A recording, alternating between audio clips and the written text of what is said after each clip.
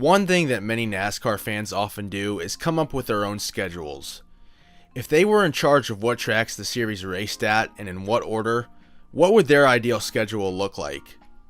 What if I told you that in the early 2000s, one NASCAR fan did something so drastic that he ended up altering the NASCAR schedule forever, yet paid an enormous personal price in doing so? This is that story. As NASCAR boomed in the 1990s, many new racetracks outside the Southeast began being built. You had new tracks in or around Miami, Las Vegas, Southern California, St. Louis, Chicago, Kansas City, and Dallas. Upon completion, almost every track was nearly guaranteed a spot on the Winston Cup schedule. The two major track-owning companies, International Speedway Corporation or ISC, a part of NASCAR itself, and their rival promoter, Speedway Motorsports or SMI, owned by Bruton Smith, held what seemed like a never-ending arms race to build newer, bigger, better, and in populous markets. One such track was the one near Dallas, more specifically in Fort Worth, the Texas Motor Speedway, which was built by SMI to great fanfare. In the early years of the track, the cup races there would draw well over 200,000 people, causing traffic delays well around the track for miles. As the 21st century came along, NASCAR continued to boom, and rumblings began to surface that the Cup Series schedule once again needed a shakeup. North Wilkesboro Speedway, a traditional short track in the heart of NASCAR country, had already lost both of its dates, one to the aforementioned Texas and one to New Hampshire by 1997. In a purely economic sense, it made perfect sense for it to make room for other tracks, considering Charlotte, Rockingham, Darlington, Bristol, and Martinsville were all within a few hours of Wilkesboro. It definitely was a saturated market. But to the average race fan, it was a slap in the face to see a legendary track like Wilkesboro essentially be scavenged for its race dates on the schedule and have the facility left out to rot. With NASCAR continuing to boom, the new TV contract with Fox and NBC bringing even more eyeballs and more money, everyone wanted a piece of the action. And that included tracks themselves. Most of the schedule was made up of tracks from ISC, like Daytona, Talladega, and Homestead, and the other portion was made up of tracks owned by SMI like Texas, Charlotte, Atlanta, and Bristol. However, ISC and SMI had always butted heads. SMI's founder and owner, Bruton Smith, had been a thorn in NASCAR's side from literal day one.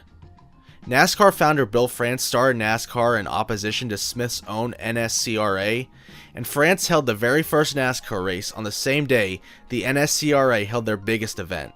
Even though Bruton Smith eventually got into track management and promotion, he and the France family always butted heads, but his collection of tracks held their place on the schedule for decades.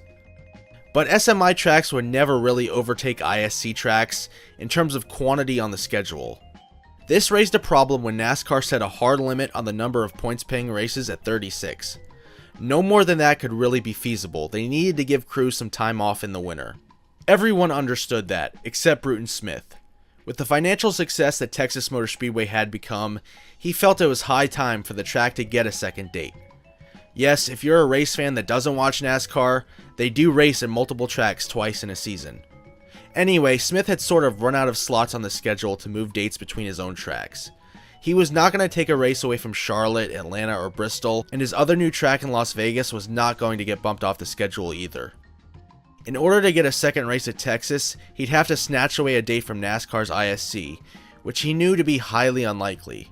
Enter the star of this story, a man by the name of Francis Furco.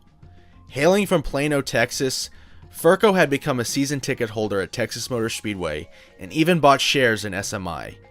He was apparently very adamant about the cause of getting Texas a second date, so much so that he filed an antitrust lawsuit in 2002 against NASCAR and ISC for not awarding SMI a date for Texas. You may be asking yourself, why wouldn't SMI just file a lawsuit themselves? Well, NASCAR immediately smelled a rat. They assumed that Furco was a proxy working on SMI's behalf, and they attempted to have SMI named as the plaintiff in the case, which was ultimately rejected. SMI, on the other hand, publicly supported Furco, but claimed to have no ties to the case. If this all smells extremely fishy, that's because it was. Most fans probably dismissed this lawsuit and forgot all about it, but the settlement ultimately transformed NASCAR forever. By 2004, the vibe had shifted, and it was clear that several classic tracks were in danger of losing dates in favor of newer venues. NASCAR couldn't help but see the continuous roll of dollar signs, and they were going to start moving dates around. So they settled the lawsuit with SMI. I mean Furco. They settled the lawsuit with Furco, not SMI. I just wanted to make that clear. Wink, wink. We get it. In the settlement, ISC handed over ownership of Rockingham to SMI, who used its last remaining date and moved it to Texas, finally getting the coveted fall date it had so desperately wanted. SMI also got Nazareth Speedway, whose Busch Series date was also moved to Texas. Nazareth never hosted another auto race after this. And if this wasn't bad enough, NASCAR and ISC did their own swapping of dates for 2005, moving a Darlington race to Phoenix. In the span of 2 years, Darlington and Rockingham, two classic venues, went from a combined 4 races to just one, the Spring Darlington race. For several years, the Southern 500, NASCAR's original 500-mile superspeedway race, ceased to exist. This is about the point where longtime fans started to notice that the progress NASCAR made was starting to reverse.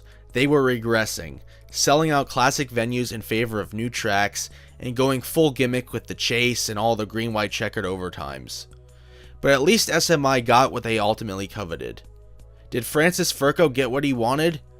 To answer that question, no, he did not. What Furco got in the settlement, to put it bluntly, was nothing. Furco claimed that the fame from the case caused him to lose his job and have to move out of state. To make matters even worse, Furco's son passed away after the settlement. Furco and his wife tried to gain custody of their grandchild, but after failing to do so, grew apart and ended up divorcing. The man's family was totally ripped apart thanks to the lawsuit. Before the inaugural running of that second Texas race in 2005, Furco stated that he was beyond disappointed that SMI never paid him, and that he regretted ever filing the lawsuit. SMI and Texas Motor Speedway, for their part, did say they had no involvement, and they did have to relax tensions with NASCAR itself at this time. But this is one of those cases that nobody won. 20 years later, Texas now again only has one date, and is one of, if not the least popular track on the schedule. Darlington has 2 dates, North Wilkesboro holds the All-Star race after Texas had it, and Rockingham will make its return in 2025 with the Xfinity Series and the Truck Series. Francis Furco sure did not win anything but pain and misery. He paid the price, but his decision in 2002 altered NASCAR forever. They have spent the last 2 decades undoing everything that came about because of this lawsuit. For his part, Francis Furco will always be an insane footnote in the history of stock car racing. Thank you for watching, and I'll see you in the next video.